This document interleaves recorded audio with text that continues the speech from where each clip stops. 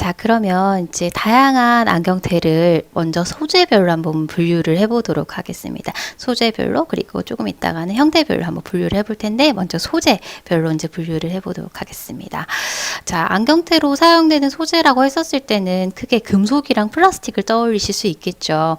근데 이제 분류를 할 때는 일단 금속이 있고, 그리고 비금속으로 분류를 합니다. 왜냐하면 플라스틱이라고 했었을 때는 금속이 아닌 것들의 어떤 범주가 너무 제한적이기 때문에 금속과 비금속, 금속이 아닌 거 이렇게 분류를 해볼 수가 있겠고, 사실상 이 비금속 안에서는 대부분 플라스틱인 거죠, 사실. 그래서 크게 이제 먼저 분류할 때는 금속, 금속이 아닌 비금속 이렇게 분류를 해보실 수가 있겠고, 자, 그리고 금속에서도 보시게 되면은 지금 귀금속류가 있고 비금속류가 있습니다. 이때 비는 앞에서 살펴봤었던 아닐비가 아니고 낮을비예요. 금속성이 낮다. 조금 저급의 좀 이제 뭐 부식이 잘 되는 약간의 어떤 이제 저급의 금속이다. 이렇게 조금 생각을 하시면 되겠어요. 그래서 금속을 분류를 할 때도 귀금속이냐 귀한 금속, 그죠? 이제 귀하기 때문에 이제 비쌀 거고, 그죠? 귀금속이냐 아니면 조금 금속성이 낮은 비금속이냐 이렇게 분류를 해보실 수가 있겠습니다. 당연히 이제 여기에서 나와 있는 것들은 안경테 소재로 사용이 되는 이제 금속류들이고요. 자, 먼저 귀금속류를 보시게 되면은 대표적으로 금이 있겠죠, 그죠? 금, 은, 백금 있겠습니다. 백금 있고요. 당연히 이거는 순도 100%로 사용하지 않습니다. 그럴 수 없고요. 그렇게 했었을 때는 이제 우선적으로는 기계적인 어떤 이제 기계적 가공성이 이제 만족스럽지 못하고, 그리고 비용도 비싸고 하기 때문에 순도 100%로 사용하진 않고 다 합금의 형태로 이용을 합니다. 합금의 형태로 이용을 하고요. 그리고 밑에 보시게 되면은 금 있고 은 있고 그다음 백금, 로듐, 이리디움, 루테늄 이렇게 되어 있는데 이거 전부 다 백금족 원소예요. 백금과 같은 색깔을 띠는 거. 그래서 이렇게 묶어가지고 기억을 해주시면 되겠고, 제가 이제 이 귀금속 같은 경우에는 합금의 형태로 사용이 된다라고 말씀을 드렸는데, 사실상 합금의 형태로 사용되는 경우도 굉장히 드물어요. 합금인데 합금된 형태로 도금을 하는 식으로 사용을 하는 식이든지, 그러니까 표면에다가만 이렇게 하는 거죠. 그래서 일단 이제 이런 귀금속을 이용해서 만들 때도 만드는 방법에 있어서 합금 형태로 사용할 수도 있지만 잘 사용하지 않고, 아니면 이제 금장의 형태로 사용할 수 있어요. 금장이랑 금도금 둘 다 기본이 되는 그 베이스 메탈 안에는 이제 일반 요런 금속들이 저급의 금속들을 쓰고 그 위에다가 표면 처리를 하는 건데, 어떻게 하는지에 따라서 금장으로 분류가 되기도 하고 금도금으로 분류가 되기도 합니다. 먼저 말씀드리면, 예전에는 이제 금장이 훨씬 더 이제 고급의 어떤 제품으로 이제 인식이 되어 왔었어요. 이제 금장 같은 경우 피복을 입히는 거거든요. 전선 피복 입히듯이 기본적인 메탈이 있으면 그 위에다가 이렇게 둘러싸는 형태가 금장이에요. 금피복. 그 반면에 금도금은 진짜 담궈가지고 코팅하는 식이거든요. 굉장히 표면이 얇단 말이에요. 그러다 보니까 약간 두 가지를 비교를 했었을 때 약간 금도금이 굉장히 좀 저급으로 예전엔 치부가 되었지만 지금은 그렇지 않아요. 지금 대부분 이제 금도금의 형태로 만들어지고 있습니다. 그래서 지금 여기 보시게 되면은 귀금속류에서 사용되는 안경테로 사용되는 이제 재료들은 이런 것들이 사용이 되는데, 이런 것들이 금합금의 형태나 금장이나 금도금의 형태로 이제 사용이 된다. 이렇게 이해를 하시면 되겠고, 현재 가장 흔한 형태는 금도금의 형태가 그래도 이 귀금속류에서 가장 이제 많이 사용되고 있는 형태다. 이렇게 보시면 되겠습니다. 자, 그리고요, 비금속류가 있는데, 이 비금속류 같은 경우에는 귀금속 아닌 거잖아요. 그래서 위에 이제 순서대로 보시게 되면은 이제 초기에 사용됐었던 것부터 이렇게 쭉 이렇게 발전해 오고 있는 그런 순서라고 보시면 되거든요. 이제 초기에는 구리 합금의 형태를 주로 많이 사용을 했어요. 왜냐하면은 구리 같은 경우에 가공성이 굉장히 좋거든요. 가공하기가 쉽고 그러다 보니까 구리 합금 이제 전체적인 그 금속 성분에 있어서 여러 가지 섞어서 사용을 하는데 가장 많은 게 앞에 이제 이름이 붙이는 거죠. 구리가 제일 많은 거죠. 이 금속 성분 중에서. 그래서 구리 다음에 뭐 어떤 것들 이런 거 섞어서 만드는 형태. 그래서 이제 초기에는 구리 합금 형태가 주로 많이 사용이 됐는데 그 이후에 이제 니켈 합금이나 알루미늄 합금이나 마그네슘 합금 이런 것들이 개발이 되고 사용이 되어지는 거예요. 당연히 이런 것들이 이제 개발되는 배경은 좀 더 가볍고 탄력성이 좋고 안경테로서의 어떤 그런 기능적인 부분을 더 잘 만족시킬 수 있는 소재를 갖다 개발을 하다 보니까 이런 것들이 적합하게 사용할 수 있겠더라라고 하면서 이제 나온 거죠. 더 좋습니다. 더 좋아요. 더 좋고요. 자, 그리고 이제 현재 금속태 중에서 굉장히 이제 그 고급의 이제 취급을 이제 받고 있는 게 이제 티탄 소재입니다. 티탄 소재는 사실은 안경테 말고도 많이 이용이 될 겁니다. 왜냐하면은 티탄이 굉장히 금속 중에서도 좀 가벼운 편이기도 하고 가벼우면서 굉장히 강도도 세거든요. 강도도 세고 그리고 이제 부식도 잘 안 되고 생체 적합성도 좋고 이러다 보니까 안경테뿐만이 아니라 어떤 뭐 인공 관절이라든지 이런 부분이 이제 사람 인체와 관련한 부분에서 다양한 그런 이제 방면에 많이 사용되는 소재가 티탄이에요. 그래서 안경테에 있어서도 이 티탄 소재 같은 경우에는 굉장히 가볍고 강도도 좋고 인체 적합성도 좋고 하기 때문에 굉장히 좋은 소재로 인식이 되어지고 있습니다. 이게 있고요. 그리고 형상기억 합금이라고 해서 후에도 설명을 드리겠지만 형상기억 합금은 이제 일정한 온도에서 자기의 어떤 형태를 기억하고 되돌아오는 그런 성질을 가진 것을 형상기억이라고 얘기를 합니다. 그 중에서도 이제 다양한 형상기억 합금이 있는데 안경테로 사용이 되는 것은 NT 합금.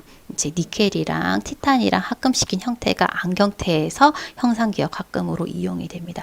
굉장히 좋은 그런 이제 물성을 가지고 있습니다. 그래서 지금 이제 이런 것들 같은 경우에는 고급의 제품으로 이제 만들어지고 있어요. 그래서 지금 초기에 사용됐던 것부터 이렇게 쭉 지금 현재 각각 갖고 있는 그런 소재들 순서로 이렇게 나열이 되어 있다 이렇게 보시면 되겠습니다. 이런 이제 비금속류가 있고요. 그리고 앞에 있는 이런 구리 합금이나 니켈 합금 같은 경우에는 보통 그 베이스 메탈 소지금속, 그러니까 아까 이제 뭐 금장이든 금도금이든 이런 거 할 때 기본이 되는 뼈대가 되는 그런 것들로만 사용이 되고 실제 얘를 밖에다 쓰지는 않아요. 하고 위에다가 이제 뭐 도금 처리해서 쓴다든지 이런 식으로. 그래서 조금 저렴한 테를 만들 때 기본 베이스 메탈로 이용이 되는 것들이 보통 이런 것들이다. 좀 더 좋은 거 이용하고 싶으면 이렇게 이용할 수가 있겠죠. 그렇게 보시면 됩니다. 이런 것들은 그 자체로서 이용을 할 수가 있고요. 자, 요런 이제 재료들의 특성에 대해서 나중에 디테일하게 한번 살펴볼 거고요. 그 다음에 이제 금속을 봤으니까 이제 비금속을 볼 건데 이 비금속의 대부분이 플라스틱이죠, 그죠? 플라스틱입니다. 그래서 플라스틱을 살펴볼 때 크게 이제 두 가지로 나누어서 살펴보게 되면 플라스틱 같은 경우에 이제 열 경화성 수지, 열 가소성 수지 이렇게 나눠서 살펴볼 수가 있어요. 그러니까 열을 줬었을 때 열에 대해서 어떻게 반응하는지에 따라서 열 경화성이냐, 열 가소성이냐로 구분을 할 수가 있잖아요. 뭐 열 경화성 같은 경우에는 열을 가했을 때 내부의 화학적 변화가 다 일어나 버리기 때문에 다시 원래의 형태로 되돌아오지 못해요. 그런 소재들을 열 경화성 소재라고 얘기를 하고 수지라고 얘기를 하고 반면에 열 가소성 수지 같은 경우에는 열을 가하면 분자 구조 자체가 느슨해지기만 하지 안에 내부에 어떤 화학적 변화가 일어나지 않거든요. 그래서 느슨한 상태에서 형태를 변화시키고 다시 냉각시키면은 이제 다시 고화됐다가 다시 뭐 또 사용하고 싶으면 또 열을 가해서 쓸 수 있고 열을 가해서 이제 또 이제 연화시켜서 쓰고 이런 식으로 할 수 있기 때문에 요거 같은 경우에는 재활용도 가능한 그런 소재입니다. 굉장히 플렉시블한 소재죠, 그죠? 그래서 저희가 안경 렌즈에서 살펴봤었을 때는 대부분 렌즈 같은 경우에는 열 경화성 수지들을 이용한 경우가 굉장히 많았었어요. 열 경화성 수지 같은 경우에는 화학적 변화가 일어나다 보니까 이제 구조 자체도 이렇게 좀 그물 구조 좀 단단한 구조다 보니 좀 물성 자체가 좀 단단해요. 단단하기 때문에 렌즈 소재에서는 이런 단단한 소재가 훨씬 더 좋겠죠. 그래서 렌즈 소재에서는 이제 열 경화성 수지가 비교적 많은 반면에 안경테는 너무 단단한 게 좋진 않잖아요. 그래서 착용했었을 때 조금 말랑말랑하고 탄력성이 있고 이제 보건성이 좋고 이런 부분들을 만족을 시켜야 되기 때문에 오히려 테 같은 경우에는 열가소성 수지가 더 많아요. 사용이 되는 게. 그래서 지금 보시게 되면은 안경테로서 언급이 되는 열 경화성 수지는 에폭시 수지 요 하나밖에 언급을 하지 않아요. 사실 에폭시 수지 같은 경우에는 이제 에폭시 수지 중에서도 비교적 좀 탄력성이 있는 옵틸만이 사용이 되거든요. 그거 외에는 특별히 언급이 없습니다. 언급이 없고 대부분 열 가소성 수지입니다. 그래서 역시나 여기에서 보시게 되면 여러 가지 이렇게 적어 놓기는 했는데 이제 발전 과정인 거예요. 초기에 사용이 됐었던 소재가 위에 있는 이제 3가지 정도가 초기에 사용됐었던 거고 이후에 요런 식으로 계속 개발이 되고 좀 더 이제 좋은 물성을 가진 그런 이제 재질들을 이제 지금 사용을 하고 있는 거죠. 당연히 초기보다 지금 사용하고 있는 것들이 사용했었을 때 어떤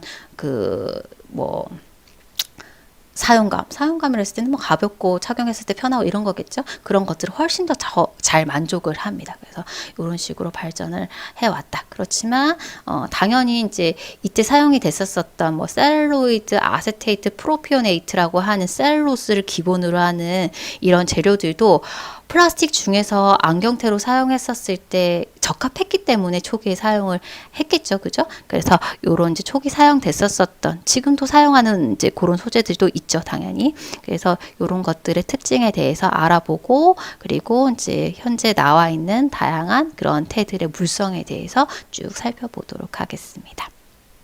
자, 그래서 이렇게 되어 있고요. 자, 그리고 이제 탄소 소재로 또 분류가 되어 있는 탄소 섬유나 탄화규소가 있습니다. 요거 같은 경우에는 이제 그 재질 내에 탄소가 90% 이상인 그런 이제 재료를 이용을 해서 만드는 거고, 이제 열을 이용해서 탄화를 시켜가지고 만드는데 성질이 굉장히 단단한 그런 성질이 있어요. 강도가 굉장히 세거든요. 그래서 이제 안경테에서도 그런 부분을 만족을 해야 되는 뭐 산업 보안용이나 아니면 스포츠용이나 이런 경우에는 이런 소재들을 이용을 해서 많이 만들기도 합니다. 그래서 이런 이제 재료들의 특성에 대해서도 살펴보도록 하겠습니다. 자, 그리고 비금속으로 분류되어 있는 것 중에 동물 조직도 있는데 지금 사실 사용하지 않죠. 왜냐면은 이 동물 조직에서 얻을 수 있는 그런 색감을 플라스틱에서 충분히 얻을 수 있으니까요. 물론 똑같지는 않아요. 그렇지만 굳이 동물을 그렇게 해 가면서 그리고 공정도 너무 많고 그리고 다루기도 너무 힘들고 동물 자연에서 온 거다 보니까 뭐 해충을 입을 수도 있고 하고 여러 가지 이제 불편한 상황들이 많기 때문에 있기는 있지만 굳이 사용할 필요는 없습니다.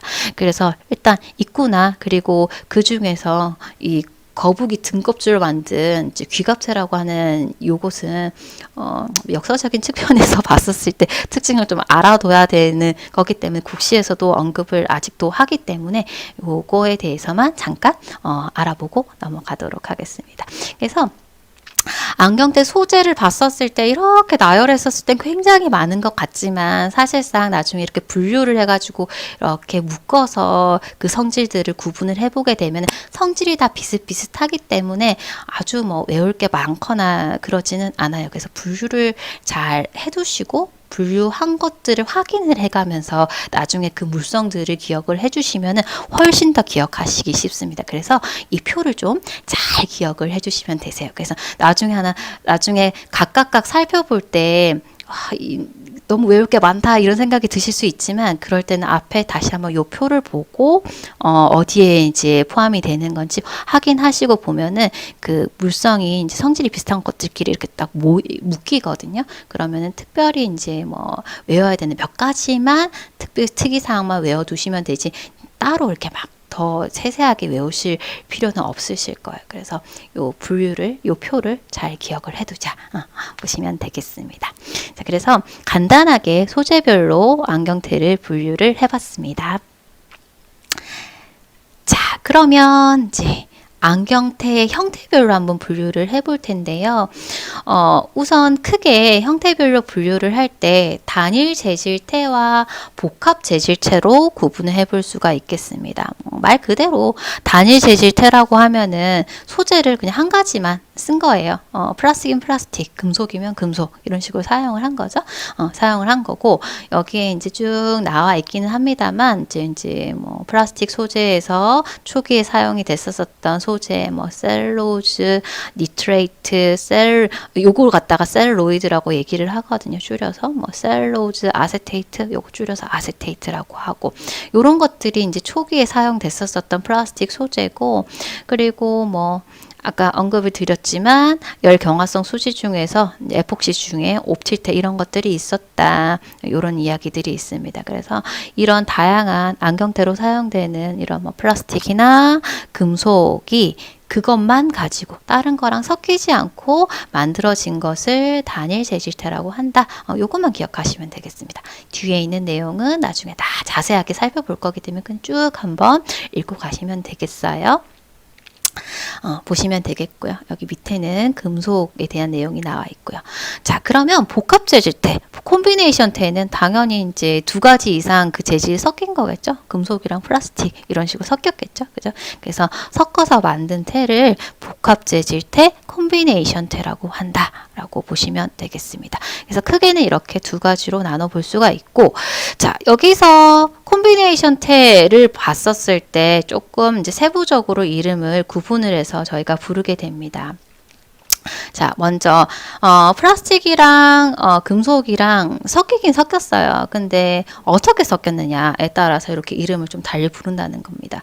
자, 먼저 콤비브라우테, 소프림테 두 가지 다 이제 동일하게 이제 사용이 되는 건데요. 이거는 뭐냐면 렌즈 삽입부 있죠. 이 림 부분만 플라스틱이고 나머진 전부 다 메탈인 거예요. 금속인 거예요. 자, 그래서 전면에 렌즈 삽입부만 플라스틱 재질이 되고 나머지는 금속인 테를 콤비브라우테, 소프림테라고 합니다. 자, 두 번째로 브라우라인테, 오토브라우테 똑같이 사용이 되는 이제 거고요. 자, 이거는 어떤 거냐면 아래쪽에 림 아래쪽 있잖아요. 여기만 금속이고 나머진 다 플라스틱인 거예요. 아래쪽만 금속이고 자, 지금 그림에서 보시는 것처럼요. 아래쪽만 금속이고 나머지는 전부 다 플라스틱. 이게 오토브라우테, 브라우라인테 이렇게 불리게 됩니다. 좀 다르죠. 그죠?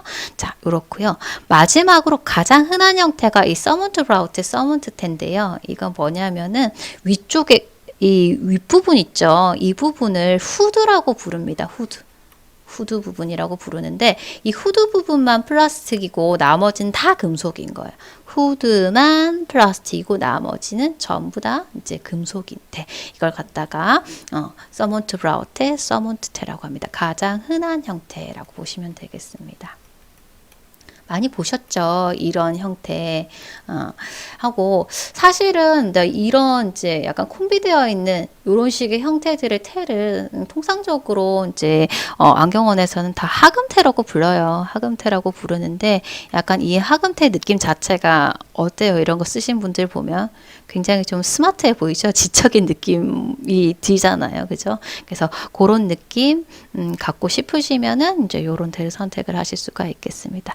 그래서 어쨌든 이제 두 가지 이상의 재질이 섞여서 만들어진 테를 콤비네이션 테, 이제 복합 재질 테라고 하고 그게 섞이는 데 있어서 어느 부분에 어떻게 섞이느냐에 따라서 지금 콤비브라우테, 브라우라인테, 서먼트 브라우테 이렇게 구분을 해서 이름을 부른다라는 거 요거 헷갈릴 수 있으니까 잘 확인하셔가지고 기억을 해주셔야 되겠습니다. 자, 이렇게 해서 이제 단일 재질태, 복합 재질태 구분해봤고, 복합 재질태에서 크게 세 가지로 구분을 해서 살펴봤습니다.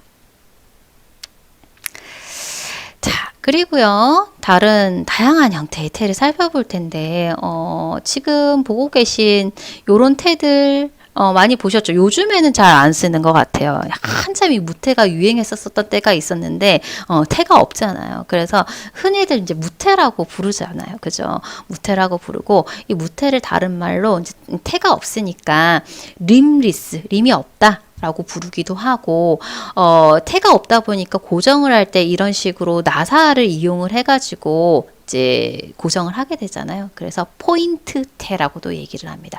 그래서 무태, 통상적으로 가장 많이 이제 부르게 되는 게 무태인데, 뭐 무태, 포인트 태, 태가 없다, 림리스 태 다 동일한 것을 의미를 한다. 기억을 해주시면 되겠고요. 자, 그러면 이 이제 렌즈를 고정을 할 때 일반적으로는 이 나사를 이용을 해서 고정을 하게 되죠. 그죠? 이 나사를 이용해서 고정을 했었을 때 이 태 어떠세요? 일단 이 보통 이 무태를 선호하시는 분들을 보게 되면 굉장히 깔끔한 인상을 주고 싶어 하시는 분들이 무태를 선호를 하시죠. 그죠? 약간 무태 쓰면 좀 깔끔하고 지적이고 좀 스마트하고, 그죠? 약간 차가운 인상이 들기도 하고 그렇지 않은가요? 그죠? 그래서 이제 그런 이미지를 주고 싶을 때 선택을 하게 되는데, 사실 굉장히 다루기가 까다로운 태예요. 왜냐면은 고정한 부분이 나사다 보니까 이제 쓰고 벗다 보면 나사가 쉽게 풀리기도 하고, 그러면 렌즈가 막 이렇게 막 움직이기도 하죠. 그리고 파손의 위험도 굉장히 큽니다. 파손의 위험도 크고, 또 이 나사 있는 부분에 때가 좀 잘 끼어가지고 잘 또 이렇게 관리하지 않으면 오히려 또 지저분해 보이는 그런 경향이 또 있어요. 그래서 좀 손이 많이 가는 태가 이 포인트 태, 림리스 태, 무태입니다. 그죠? 그래서 그런 것들을 이제 뭐 감수하더라도 좋다라고 하면은 이제 선택을 하시게 되는데, 사실은 실용적인 부분에 있어서 좋은 태는 아니에요. 그래서 이런 이제 좀 전에 말씀드렸었던 이런 부분들 잘 풀리고, 그 나사 부분에 뭐 이물질이 잘 끼고 이런 이제 불편한 사항들을 해소하고자 이후에 나온 이 포인트 태 형태가 어떤 형태냐면, 지금 보고 계신 요런 형태, 렌즈 사이에다가 이 태를 갖다가 아예 이렇게 삽입을 한 거예요. 이렇게 끼워 넣은 거예요. 이 태가 핀필이라는 태예요. 그러니까 이거는 그 일본 안경 렌즈 회사 중에 호야라는 안경 렌즈 회사가 있어요. 아실지 모르겠는데, 이 회사에서 이걸 갖다가 이제 특허를 내서 개발을 한 겁니다. 그래서 개발하고 이제 특허를 낸 건데, 그래서 지금 이렇게 되어 있죠. 그래서 요즘에는 유사한 제품들도 나오긴 하지만 실제 이제 요걸 만든 회사는 요 회사고, 그러면은 앞서서 이제 말씀드렸었던 그런 뭐 풀린다든지 이물이 낀다든지 이런 건 다 해소가 되잖아요. 그래서 저도 사실은 요 태는 굉장히 좋더라고요. 그래서 제가 저 아버지한테도 해드린 적이 있는데, 그래서 요런 식의 형태로도 나옵니다. 자, 그래서 이 포인트 태 같은 경우에, 림리스 태 같은 경우에는 구분을 할 때 몇 가지가 있어요. 이런 식의 이제 나사를 사용하지 않고 렌즈에다가 이렇게 끼워가지고 쓰는 핀필 프레임이 있고요. 그리고 이제 구멍을 뚫을 때 몇 개를 뚫느냐에 따라서 원 포인트 태, 투 포인트 태, 3포인트 태 이런 식으로 또 부르기도 합니다. 지금 여기에서는 원 포인트 태는 없는데, 여기에서 보면은 요거는 한 렌즈에 포인트가 2개 있잖아요. 그래서 이건 2포인트 태고, 지금 밑에 있는 사진에서 보게 되면 하나, 둘, 세 개죠. 그래서 이거는 3포인트 태죠. 그래서 한 렌즈에 그 구멍을 몇 개를 뚫느냐에 따라서 뭐 1포인트 태, 2포인트 태, 뭐 3포인트 태 이런 식으로 또 구분을 해서 이제 부르게 됩니다.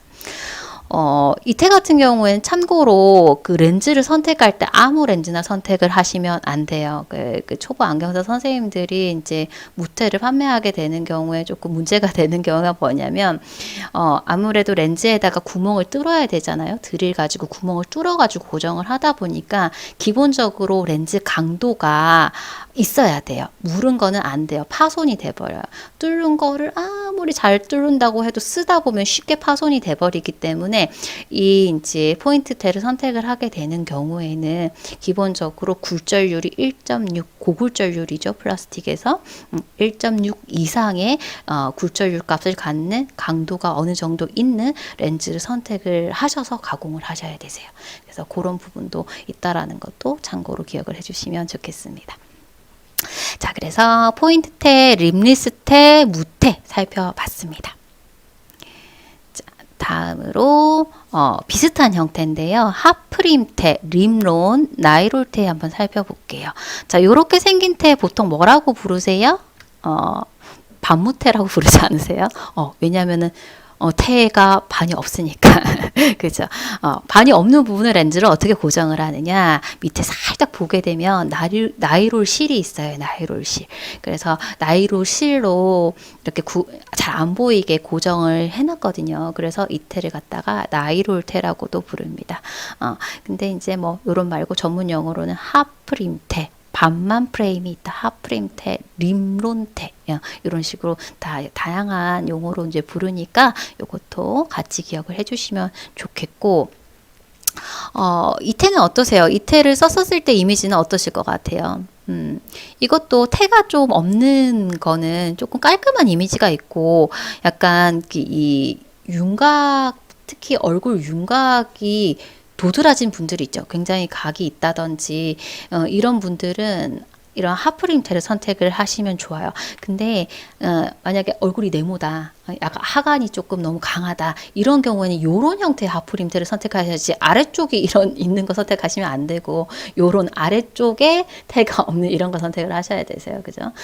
그래서 그런 경우에는 조금 인상이 좀 유해 보일 수가 있고, 좀 이 쉐입, 얼굴 쉐입이 조금 도드라지는 부분을 갖다가 조금 유화시킬 수 있으니까 얼굴이 좀 크고 얼굴이 좀 각이 있고 뭐 인상이 좀 강하고 약간 캐릭터 있는 분들 있잖아요. 그런 분들 같은 경우에는 이런 것들로 조금 그 이미지를 갖다가 완화시켜 줄 수가 있어요. 그래서 그런 분들한테 권해 주시면 좋은 태가 하프림테, 림론, 나이롤 태가 되겠습니다. 자, 이렇게 살펴봤습니다.